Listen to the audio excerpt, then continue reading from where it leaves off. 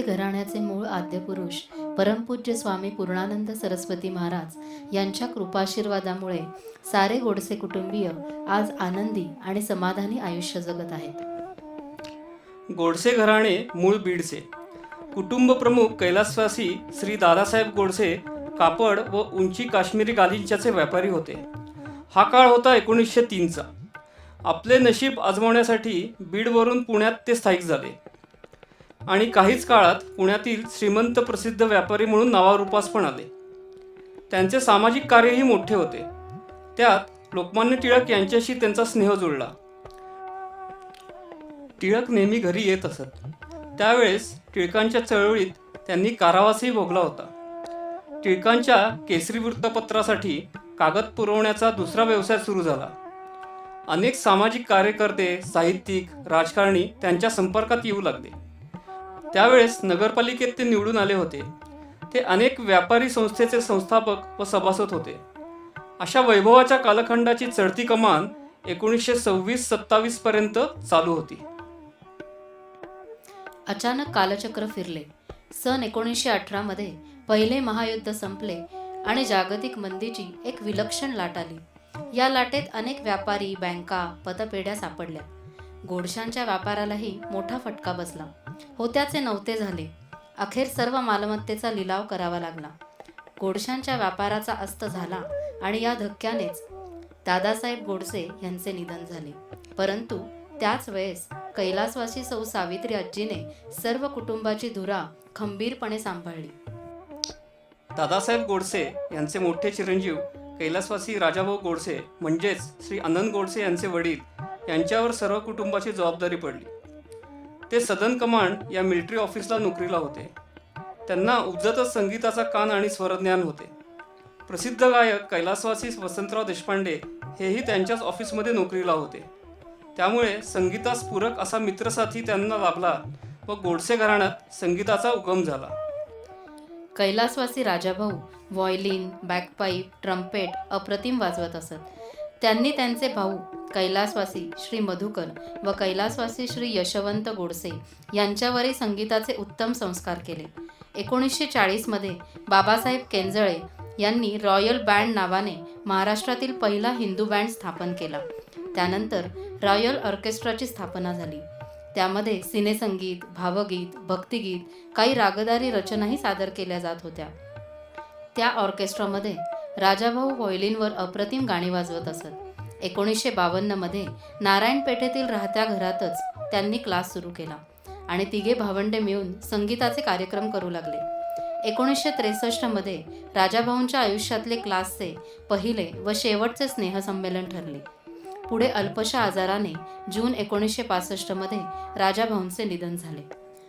राजाभाऊंनंतर 1965 मध्ये गोडसे क्लासची सर्व जबाबदारी प्रख्यात व्हायोलिन वादक श्री मधुकर गोडसे म्हणजेच श्री आनंद गोडसे यांचे काका यांचेकडे आली.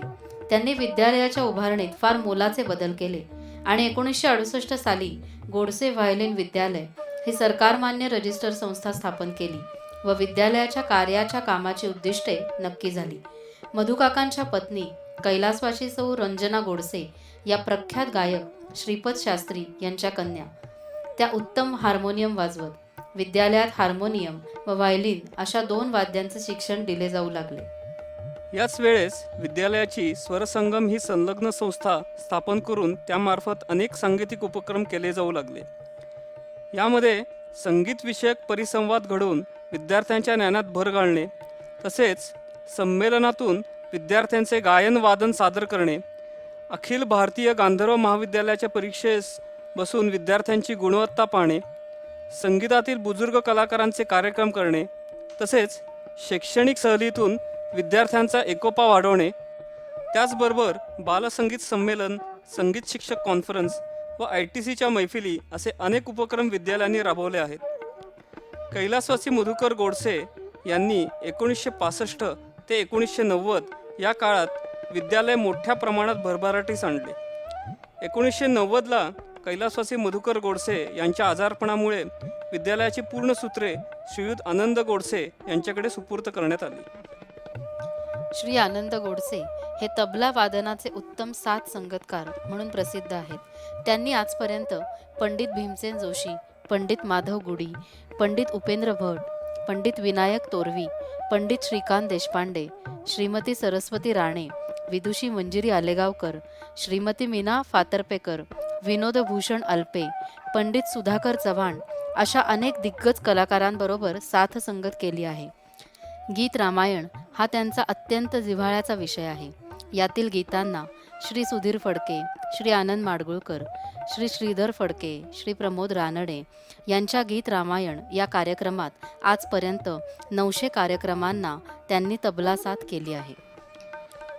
त्यांच्या या गीत रामायणाच्या तळमळीतून प्रत्यक्ष शरयू तीरावर हिंदी गीत रामायण सादर करण्याचा अपूर्व योग त्यांच्या जीवनामध्ये आला.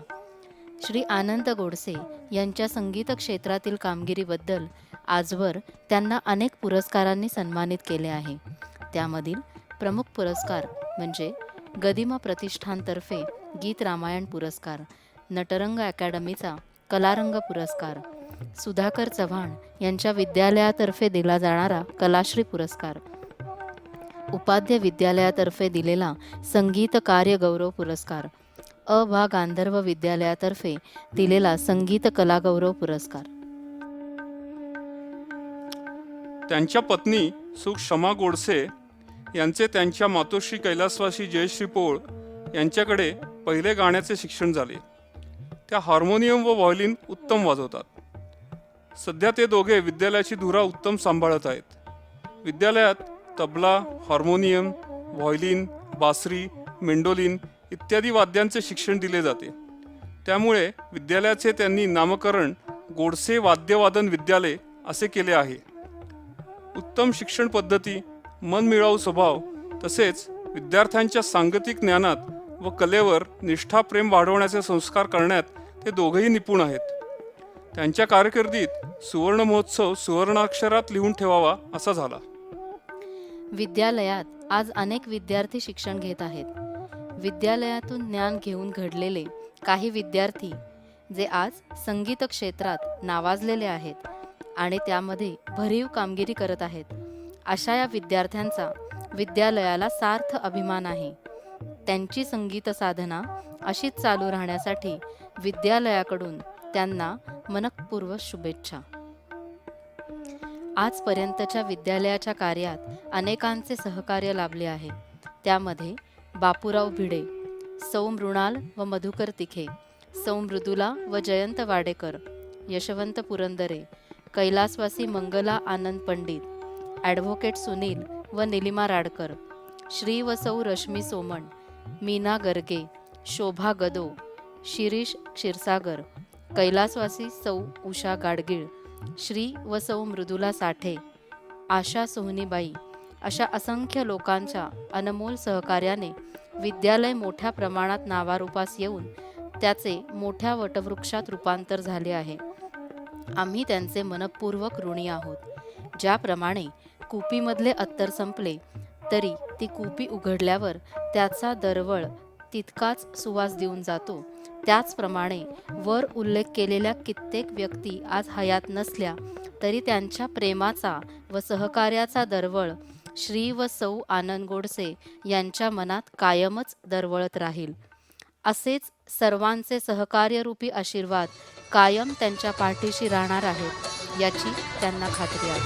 धन्यवाद.